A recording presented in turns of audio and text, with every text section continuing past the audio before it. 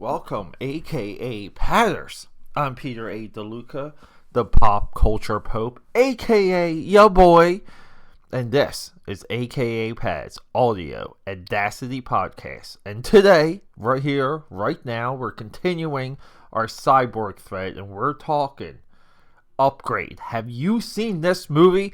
It's available on Netflix. Go check it out. Come back if you haven't seen it. If not, let's get through that intro and have a discussion on a fantastic movie. So here's the funny thing. We're still in quarantine here in Philadelphia. Yeah, so bars, I guess that's the only thing I care about. Bars and coffee shops, they're closed. Most convenience stores, big and small, Targets are available. If you need supplies, even if you still need food, it's still everywhere. So no real concern there. And then on top of all of that, I've been occupying myself by going back and forth because I moved to my old unit to my new unit, carrying things throughout the city because it's just, it's giving me exercise, but I'm doing about 3 to 4 trips a day, and my upper body is screaming. I mean, it's as soon as I pick something up, it's like that lactic acid comes right in. But I'll tell you one thing. I feel my strength growing with every single one of these trips, even though I'm getting weaker and weaker. I've already done 3 of them at this time of recording. Okay, everyone, enough life stuff. We're here to talk about, do you know who Gray Trace is? Yeah, that's our protagonist. He is the guy on the poster when it comes to Upgrade. And the reason why I'm very excited to speak to you about this movie. Now, look, I've done this movie twice. Great situation to how I saw this movie in the theater, which is John and I. John's been a part of this podcast. We were kind of like on the run of seeing movies and recording. We wanted to see, it might have been Spider-Man, Far From Home. Again, we were like, let's go back. Because at the time, I really liked that movie until I realized there's not much Spider-Man in, like, the actual character, not screen time, but the essence of the character. Not much of that in Far From Home. So he hits me up and he's like, hey, you want to go see this Upgrade movie instead? And I'm like, oh, the trailer for that looked cool, looked interesting. We go see it, we love it. We record, and then I'm on a cyborg, face forward about 2 years, I'm on a cyborg thread, and I said, I gotta see Upgrade again. So I watch it for a second time. And there was elements of this movie I forgot. Let's do the plot. Gray Trace. He is a mechanic. He has a successful wife. She pretty much looks like the breadwinner.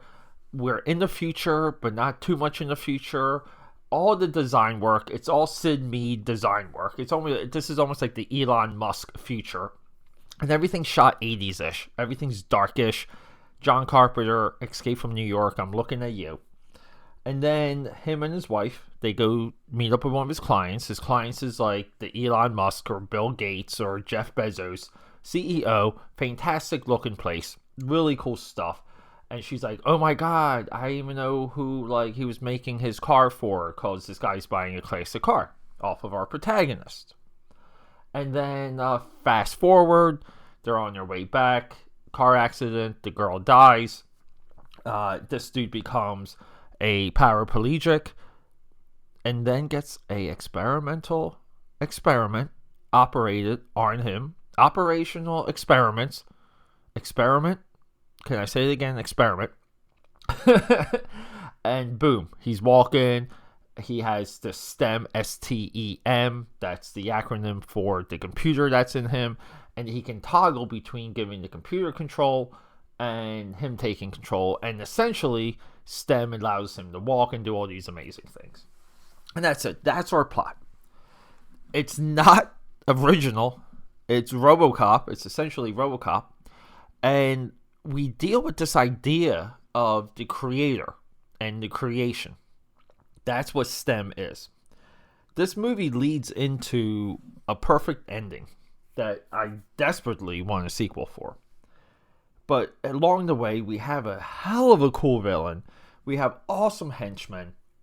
we have this like early cybernetic like environment, this some world building involved, and it's not this uber cybertronic or cyborg future that we see in Ghost in the Shell, Battle Angel Alita, even in AI.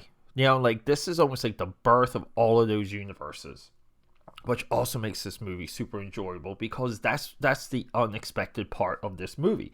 That's almost why it's important, because I don't think anyone really tried to tell like almost like the birth of an industry and the changing of a culture when it comes to humans and cybernetics in this way. I really don't know. And I grew up during the age of cyberpunk. I grew up the age of steampunk, punk music, all the punks I grew up with. Yeah, and our next movie, episode 289, is going to be Ex Machina. These two movies are like a two-headed dragon. They perfectly complement one another. And here's the cool thing. If you want to see what you can do with $3 million, which is crowdfundable, you can crowdfund a $3 million movie. This movie is it, because it looks like it's a $20-30 million movie. Ex Machina looks like an $80 million movie, and I believe that was a $15 million budget. But this movie also comes from Jason Blumhouse. This is the house that Saul built.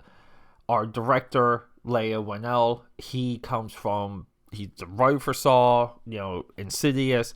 He's been acting and writing in the live movies, executive producer. The guy's credits are vast, but he also just did the Invisible Man movie that just came out. I need to see that after watching this. I'm like, I just have to do it. And it's on VOD. It's one of those early releases because of this virus. And so is Bloodshot.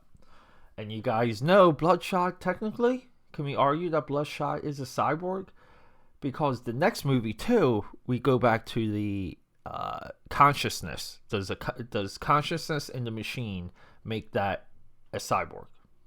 So anyway, argument that we were kind of dealing with during AI. And like the reason why this movie just gets me going, because it's just another clear example of limited resources and not having everything at your disposal, not having big ideas. It's also a definition too of brand building. Blumhouse is trying to create selling the movie first by labeling it a Blumhouse production. They're trying to make that into a Xerox. Like it's not a photocopy, it's a Xerox. Now, if every single movie Blumhouse puts out is this good, they will have no problem. They will be unstoppable. If every movie Blumhouse puts out is this good, they will be the low level, like, budget wise, Marvel Cinematic Universe or Marvel Studios. They'll be revered on that level. But they don't. They don't. Blumhouse has gotten into the habit of acquiring movies very cheap, that don't swing for the fences, that aren't complete concepts, and they just put their name on them and crank it out and package it, and they're selling it, and they're selling it, and they're selling it. Those are a knock, but this movie is so effing awesome. It's so freaking cool. I get joy just presenting it to you. I get joy in having upgrade in a feed, because you can see the feed and you might even say to yourself and see the thumbnail, I haven't seen that movie. Maybe I should go watch that movie. And if you do that, that's why I'm doing this, people. Not to make arguments and downgrade and upgrade, pun intended, movies based on my taste. There are some movies out there that are good no matter what, and this is one of them. It is a Generation Z RoboCop. But look, everyone, go check it out. Go enjoy it. Remember, the core concepts of this movie will also be echoed in our next movie, which is the creator versus the creation. It's the Frankenstein scenario for an AI cybernetic age, and that's the age we're on the dawn of. That is also why this movie is so exciting. But we have different intentions and we have different results. The intent for this movie is STEM outsmarts everyone, despite these conditions and clauses, and it does it in a way that you buy into and you believe, because the movie buys completely in on its own concept. Our next movie deals with that exact scenario, the creation turning on the creator differently, because it's somewhat human condition. We have a soul, we have a pulse, we have a, pun intended, coming up here. We got two of them this episode, Ghost in the Shell. These next two movies, or this movie and the next one, episode 288, 289, it's the definition of Ghost in the Shell. And this whole block of movies, if there's ever were a marathon to watch this stuff and just replace the Blade Runner with the theatrical cut, because the final cut is garbage, I don't know. It's perfect, because Blade Runner has a little bit of noir, and this movie has a little bit of noir, because it's a little bit, hey, who killed my wife type scenario. But look, everyone, I love you. Thanks for hanging out. Let's rock and roll. Go see this movie. I can't talk about it enough.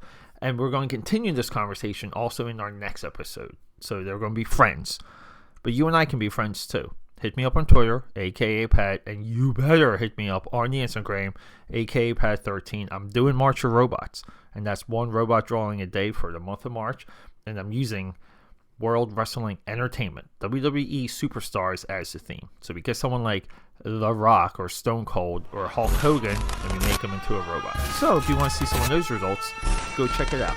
Until next time, let's do this.